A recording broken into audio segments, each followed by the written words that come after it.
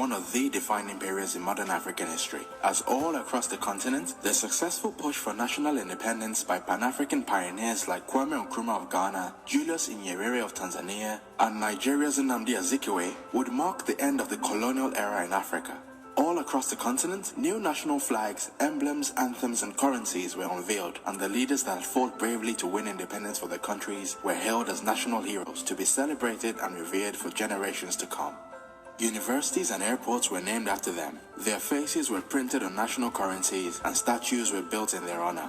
No longer shackled by the dictates of their former oppressors, Africa's new leaders were now free, in theory at least, to build their nations as they thought best. For many of them, the first step in the continent's post-colonial renaissance would be a complete rejection of all vestiges of colonialism. And according to the likes of Nkrumah, Leopold Senghor, and Modibo Keita, capitalism and free market economics was one of the primary mechanisms of colonial exploitation that needed to be completely eradicated from African society.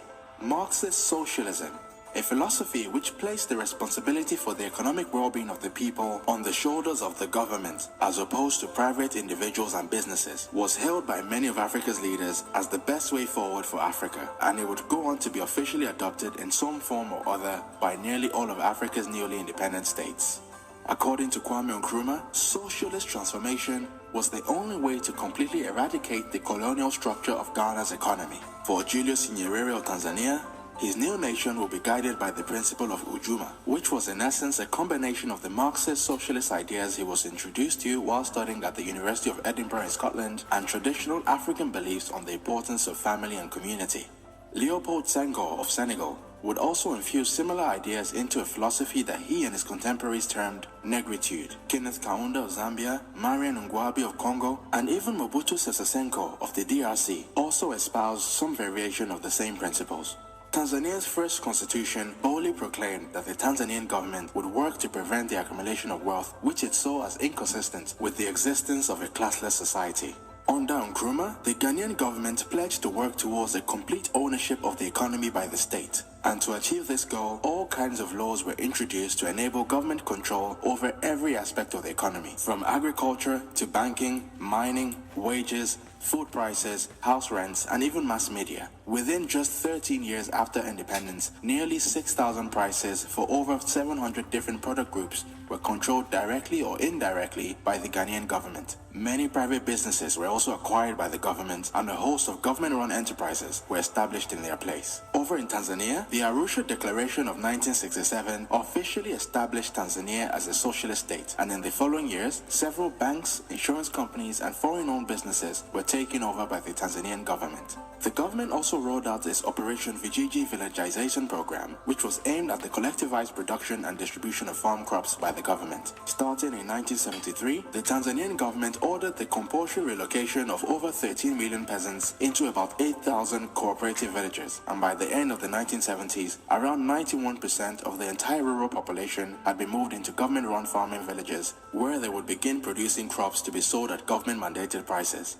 Over in Guinea, President Sékou Touré's Marxism in African clothes philosophy would lead to the banning of all commercial activities not approved by the government, and police roadblocks were set up all around the country to monitor all internal trade. The Guinean state held a complete monopoly on all foreign trade, and smuggling became punishable by death, and black market currency trading was punishable by 15 to 20 years in prison. The regime also nationalized a large number of privately owned farms, and food prices were fixed at artificially low levels by government decree. Even in the relatively few self-proclaiming capitalist African countries like the Ivory Coast, Kenya, and Nigeria, the drive towards government ownership and collectivization was embraced with open arms. Under the military leadership of General Yakubu Gowon, the Nigerian government declared in 1970 that a truly independent nation could not allow its objectives to be distorted by the manipulation of powerful foreign investors, and so it was vital for the government to acquire and control on behalf of the Nigerian society the greater proportion of the productive assets of the country. Putting words into action, the Nigerian government would go on to acquire approximately 40% of all major banks, 55% of the petroleum industry, 40% of the insurance market, and 100% of the telecommunications sector by the end of the 1970s. Unfortunately, despite the many glowing promises of a bright new dawn and prosperity for all, virtually all of these schemes had little to no success across the board, as policies supposedly aimed at creating abundance and reducing inequality ended up creating food shortages, black markets, and untold pain and suffering to millions, as various government-owned enterprises failed to reach their targets, and the concentration of power in large bureaucracies resulted in eye-watering levels of corruption and abuses of power.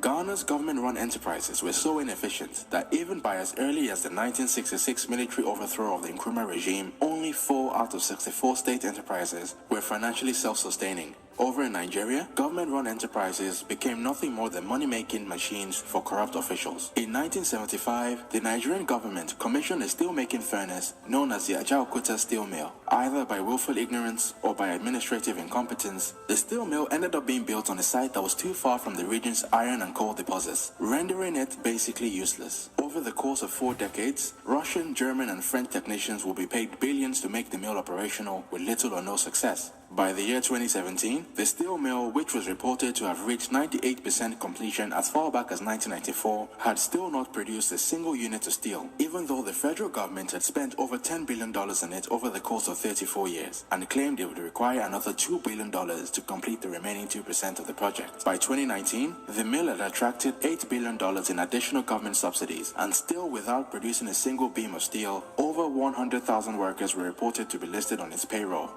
The Republic of Guinea, which as of independence was considered to have the biggest potential in all of Francophone Africa, thanks to its possession of 1/4 of the world's reserves of bauxite and its abundant deposits of gold and diamonds, would go from being a net exporter of food to Africa and Europe prior to independence to spending 1/3 of its foreign exchange earnings on food imports by the time of Sekou Touré's death in 1984. By 1981, a food crisis had gripped Tanzania, turning it from a net exporter into a net importer of basic foodstuffs, as the government had to import 1 million tons of additional grain to fight starvation. In the 8 years spanning 1974 to 1982, Tanzania's per capita income stagnated at $210 as the production of basic food crops such as maize, rice, and wheat dropped by almost 50%. The level of devastation in Zimbabwe was almost unparalleled. As of gaining independence in 1980, President Robert Mugabe openly stated his intention to make Zimbabwe into a one-party nation, ruled by his ZANU party, which he described as a truly Marxist-Leninist party. Inheriting an economy that was ravaged by glaring racial inequalities under the former white minority regime, Mugabe's Marxist philosophy led to the implementation of all sorts of government controls on the economy, the establishment of government-run enterprises, and the forcible seizure of white-owned commercial farmlands without compensation. The result was a progressive decline in the Zimbabwean economy. Corn production dropped sharply from 2 million tons in 1981 to 620,000 in 1983. Food shortages became rampant and the cost of living rose astronomically. By 2008, the country was effectively bankrupt, as the inflation rate reached a gobsmacking 2 million% and the unemployment rate reached 80%. By the very next year, the nation's currency had collapsed, and the US dollar was adopted in exchange for the Zimbabwean dollar. During the entire course of the Mugabe regime, an estimated 4 million Zimbabweans are believed to have fled to neighboring countries in search of greener pastures. But how did it all go so wrong? How could policies with a stated purpose of improving lives result in the direct opposite? For many commentators, the failure of these policies were not caused by the policies themselves, but due to a combination of foreign interference by the US and other world powers, as well as the moral failings and incompetence of the various government officials responsible for their execution. However, for a select few intellectual dissidents, such as Ghanaian economist George Ayite, it was the policies themselves that were to blame. According to Ayite, the good intentions of visionaries like Nkrumah and Nyerere were undoubtedly bound to be overruled by the greed and power lust of the individuals tasked with executing their grand visions. With the rollout of various government controls on the economy, the ruling elites discovered that they could use their powers to enrich themselves and also punish their political rivals. For example, by charging bribes for the granting of commercial licenses and by shutting down media houses that were critical of them. For Ayite, It was also no surprise that the various government-owned enterprises were inefficient and badly run, as they simply had no incentives to deliver in the same way as the private enterprises that preceded them. There was no need to innovate or pursue excellence, as most of them operated as monopolies, with no domestic or foreign competition. While the CEO of a private telephone service would be under pressure to maintain customer satisfaction by making the products as cheap and reliable as possible, a minister in charge of one of Africa's state-owned telephone companies was under no such pressures. To keep his job, he simply had to ensure that he maintained good relations with his friends in government. According to Ayite, Marxist socialist ideology has left behind two malignant legacies that might hold Africa back for some time to come. The first is a dependency mentality, which he describes as a tendency towards looking to the government and messianic leaders as the solution to every problem.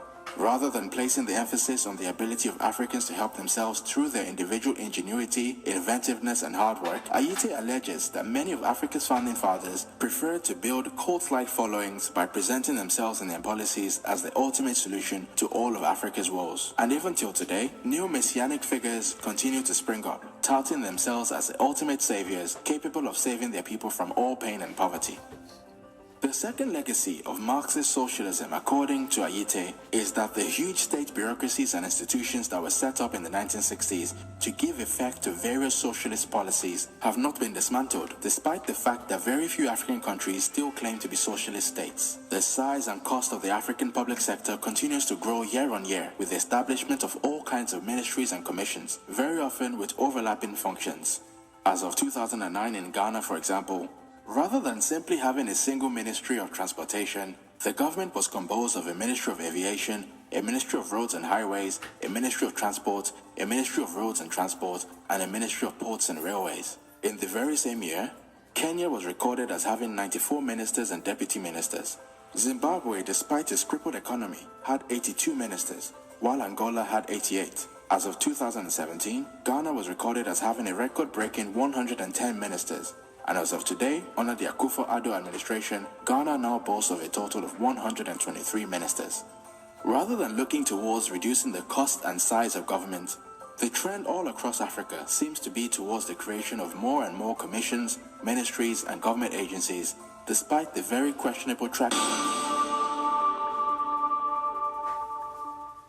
Here in central Berlin, communism is long gone, and reminders of it have turned into kitsch tourist attractions, like the East German pedestrian crossing symbol, the Ampelmann, or driving towards in the East German-made car, the Trabi. At Checkpoint Charlie, where East Germans once faced death if they tried to escape across the Berlin Wall, today tourists pay people dressed in military uniforms for souvenir photos.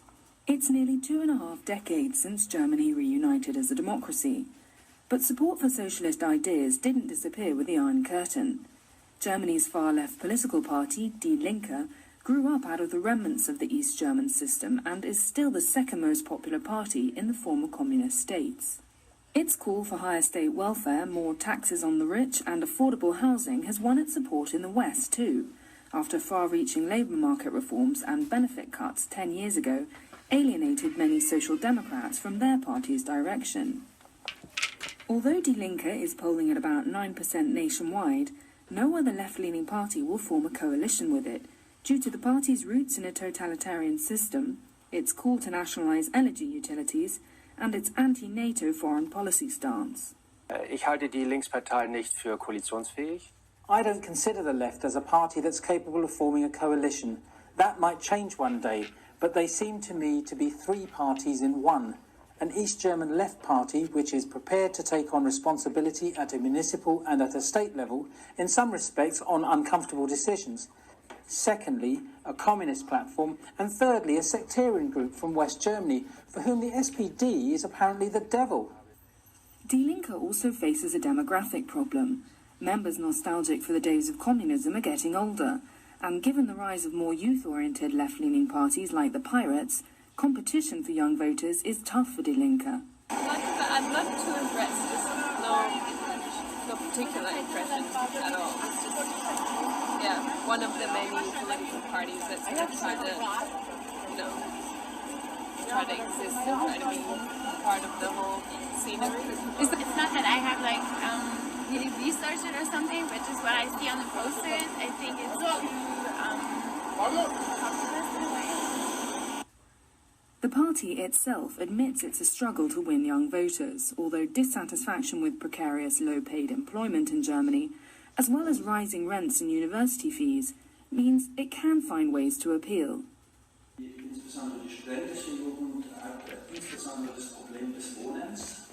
In particular, young people who are students have a housing problem. Apartments in university towns are too expensive for them, and they have to work alongside their studies or can't find a place to live at all. Die Linke has a distinctive programme on building social housing with affordable rents. But experts say Die Linke needs to moderate its positions to end its isolation from other mainstream parties. I think Die Linke has no future when they exist as a special party besides Social Democratic and Greens as they do now, when they are not able to change their program to be able to go in the government. Angela Merkel became Bundeskanzler. They could not anymore claim to represent the Eastern people, the people of former GDR. So one of them was Bundeskanzlerin, and now we have even Joachim Gauck as Bundespräsident, and that means two East Germans on the top of the state represent Germany. Until Die Linke finds a way to appeal to the next generation with few memories of the Cold War, it's in danger of being seen as a special interest party for a fading demographic. For the Wall Street Journal, this is Harriet Torrey. A big problem. It's complicated, and it's going to be incredibly difficult to solve. But if we don't, it could threaten freedom of expression for creators all over the world. We have a China problem. Come on, guys. Everyone else is fine with China approving our entertainment. Welcome to Out of Frame. As far removed as it seems from the days of Chairman Mao and the brutal, tragically misnamed Great Leap Forward of the 1950s and 60s that left 45 million people dead in just 4 years, China is still ruled by the same Communist Party. And although its people are much freer than they used to be in a lot of ways, one thing remains hopelessly unchanged. China's government hates free speech. By now, I'm sure you've heard about the ongoing protests happening in Hong Kong. I'm sure you're also aware that several American businesses have effectively taken sides in that conflict. As China's Communist Party cracks down on the protesters and tries to prevent them from communicating their message online, there's a ton of pressure on foreign companies to do what the Chinese government wants if they want to do business in the country. I am a proud member of the Communist Party. The party is more important than the individual. In order to placate the Chinese government, Apple recently took down an app that protesters in Hong Kong were using to track the police. Vans Shoe Company pulled a winning entry from an online design competition for featuring symbols of the Hong Kong protests. Activision's Blizzard Entertainment suspended Ng Blitzchung Chung, one of their professional Hearthstone grandmasters, for saying "Liberate Hong Kong, Revolution of Our Age" in an interview. Meanwhile, the Houston Rockets GM, Daryl Morey, made the horrible mistake of tweeting his support for Hong Kong, and the NBA immediately released a statement in Chinese saying that they were, quote, extremely disappointed by his inappropriate remarks. The NBA's commissioner, Adam Silver, backtracked a bit later, saying they supported Morey's right to express an opinion. There are consequences from that exercise of in essence, his freedom of speech. And, you know, we will have to live with those consequences. China's state-run CCTV network replied by saying, "We believe that any speech that challenges national sovereignty and social stability is not within the scope of freedom of speech." Funny how that works, right? CCTV then blocked scheduled NBA exhibition games from airing in China, so the NBA is already experiencing the consequences of defending free speech. This is all big news, but the real problem is so much bigger than a few weeks of trending stories on social media. China's government plays an increasingly significant role in the American entertainment industry, not only as a huge distribution market for sports, games, and big-budget blockbusters, it's also a major source of financing. as China allowed their citizens more autonomy over their property and made it easier for individuals to start businesses and trade with other people around the world, their whole country has gotten wealthier. Their economy is a long way from having anything you could consider to be a free market, but it is far more free than it was even a few decades ago. And it's opened up more and more to the rest of the world ever since Richard Nixon brokered some of the first trade deals with China in 1972. I've said it again and again on this series, but economic freedom and prosperity are inextricably linked. The more free a society is, the higher their people's incomes tend to be. Even under British rule, the people of Hong Kong maintained a high degree of political autonomy and economic freedom and never joined mainland China in its glorious cultural revolution. And so, though they started in roughly the same place, China stagnated in continuous poverty throughout the 20th century, while Hong Kong prospered. To this day, Hong Kong has the most free economy in the world, and one of the wealthiest. It's also had 50 years of cultural freedom that China didn't get. Even still, China's move away from a communist, centrally planned command economy towards more private property and free trade over the last few decades lifted hundreds of millions of people out of extreme poverty. For the first time in a century, a lot of mainland Chinese people have disposable income. And just like people in other parts of the world, they like to use some of that income to go to the movies. I don't know how I could see that as anything but a good thing.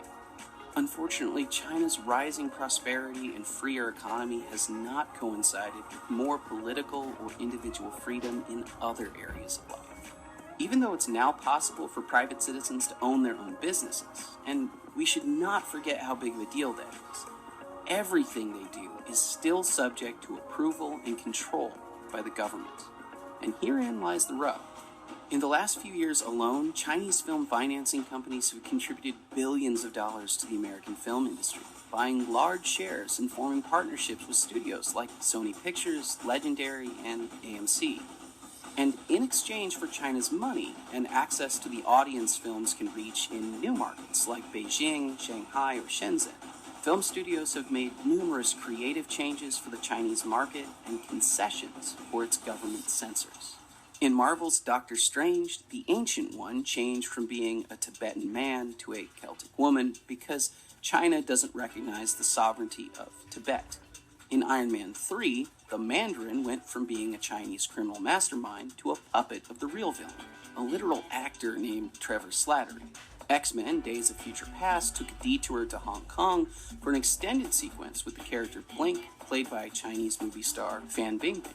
In Pirates of the Caribbean at World's End, Chow Yun-Fat's character was cut from the Chinese release because the government won't allow Chinese people to be shown as pirates. World War Z made sweeping changes to the plot from its source material, including changing the source of the zombie outbreak from China to Russia. Everybody hates the Russians, though, so that's okay, right? It's also still okay to hate North Koreans who don't go to the movies, so the remake of Red Dawn actually spent millions of dollars swapping out Chinese military flags and uniforms for a North Korean army in post-production. That is, after the movie had already been shot. Even Independence Day Resurgence, which kind of seems like it would be the most American movie of all time, featured an appearance from the Chinese actress Angela Baby and a ton of product placement. But no film I can think of has been more blatant about incorporating Chinese propaganda than Transformers: Age of Extinction. Apart from taking the plot to China for no apparent reason whatsoever, the film features dozens of instances of Chinese product placement, has an action-packed cameo for famous boxer Zhou Ximing, and presents Communist Party bureaucrats as hyper-competent angels whose heroic actions save the day. Age of Extinction was co-financed by the Chinese company Giaflix Enterprises and the state-run China Movie Channel. And here's where this all gets complicated. There's nothing wrong with wanting to appeal to a new audience. Why shouldn't film studios do their best to produce movies that millions of people in China might want to watch? The point of commercial film production is to make money by making art, and any good entrepreneurial endeavor starts with paying attention to what people actually want and trying to provide it for them. Studios make decisions like this all the time. They cast someone like Jennifer Lawrence or Scarlett Johansson in movies like X-Men or The Avengers, not only because they're good actors, but also because their fame helps the movie attract viewers. The Rock might be the hardest working man in Hollywood right now, and if you're looking to cast a charming human tank with a good sense of humor, he'd be a great choice. But it also doesn't hurt that he has almost 160 million followers on Instagram. And we can't really fault movies like Transformers for Chinese product placement without recognizing hilariously blatant instances of the same on behalf of Western companies like Rolls-Royce, Budweiser, or Beats by Dr. Dre. You like music? The pill. We have to be careful not to begrudge Hollywood for simply making movies that new audiences in other countries might actually want to watch. And we should understand that product placement and advertising tie-ins are often the trade-offs studios have to accept in order to afford the big-budget movies we all love going to see. But we also have to recognize that there's a massive difference between product placement in the context of a relatively free market economy and state propaganda. Dr. Dre can't shut down a movie for not showcasing his latest headphones. Chevy can't prevent a movie from being shown in an entire country just because a Toyota shows up in the background. Even the Pentagon, which spends billions of dollars a year financing Hollywood movies in exchange for epic flyover shots and heroic portrayals of U.S. soldiers, still can't dictate which movies you or I get to see. If they could, I'm sure Battleship wouldn't have flopped. But that's exactly what happens in China. Over the past few years, China has built tens of thousands of brand new movie theaters. It may soon have more than the United States, if it doesn't already. And yet, just 38 American movies are allowed to be imported and screened in Chinese theaters each year. 38. And the Communist Party decides which make the cut. For major studios, this can mean hundreds of millions of dollars in revenue, so there are huge incentives to appease the Chinese government. Anything that is even remotely critical of the state or presents Chinese people negatively in any way is unacceptable. But it doesn't end there. Movies like Deadpool, The Departed, Django Unchained, or Suicide Squad were banned in China for excessive violence. Ghostbusters, Crimson Peak, and Pirates of the Caribbean Dead Man's Chest were banned for depicting ghosts. Back to the Future has dangerous fictional elements like time travel, so that's out. The original Top Gun and Captain Phillips present the U.S. military positively, so that's unacceptable. And the new Top Gun sequel removed Japanese and Taiwanese flags from Tom Cruise's iconic flight jacket to secure financing from the Chinese distribution company Tencent. James Cameron's Avatar depicts a native uprising against an occupying force, so of course Chinese citizens can't be allowed to see that. Ben-Hur supports Christianity, Brokeback Mountain is about a couple of gay cowboys, Memoirs of a Geisha had the gall to feature Chinese actors playing Japanese characters. Tomb Raider, The Cradle of Life, apparently just made China look bad. All banned. China's government banned 7 years in Tibet for acknowledging the existence of Tibet and the Dalai Lama, and rumor has it Brad Pitt wasn't even allowed in China for 20 years over his role in the film. And of course, after South Park's recent Banned in China episode, no more Cartman. Respect my authority! No thanks, communists. No, I don't think I will. At its very core, the point of every dramatic art form, from books and movies to TV and video games, is to express the artist's ideas and emotions and connect with an audience. This can't happen without freedom of speech. We all have the right to say whatever is on our minds and to decide for ourselves who to listen to and what beliefs to accept or reject. But there is nothing an authoritarian government hates more, because they're afraid. The idea that individuals might have their own thoughts and ideas, or that someone might criticize the government officials that dictate and control their lives, is terrifying.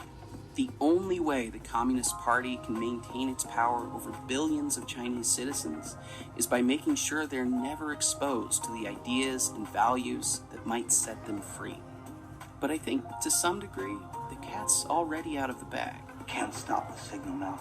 By reintegrating Hong Kong back into the People's Republic of China, the Communist Party, perhaps unwittingly, brought in millions of people who know what it's like to be allowed to speak their minds without fear of arrest or punishment. They brought in millions of people who know what it's like to be allowed to make their own choices on what movies and TV shows to watch, what books to read, what games to play, and who know that all of China's restrictions make them poorer and more miserable. But that doesn't mean everything is okay. As support for free speech declines in the United States, as our government acts more and more like China, increasing our own restrictions on international commerce, and as our entertainment and media companies choose to appease Communist Party censorship instead of challenging it, the future is uncertain. But it's up to us. We have the power to support freedom of expression and refuse to live by rules set by oppressive regimes. We have the power to connect with people from all over the world and help them stand up for these values in their own countries. We have the power to make our voices heard, even when people in China do not. We have the power. So, let's use it. It's a free country. Cut. Kids, let's not say anything about this being a free country. Oh, come on. Hey, everybody. Thanks for watching this episode of Out of Frame. If you want to know more about the stuff I talked about, check out some of the links in the description or leave a comment and I'll try to get back to you. If you want to see more Out of Frame content, ring the bell and get regular notifications when we upload new videos. In the meantime, if you're a fan of free expression and entrepreneurship and want a weekly dose of inspiration, check out Fee's newest series, Revolution of One. We've just started a new spin-off channel for all that kind of content going forward, and if that's something you're into, definitely head over there and subscribe as well. That link's in the description. 25th, 2016 marks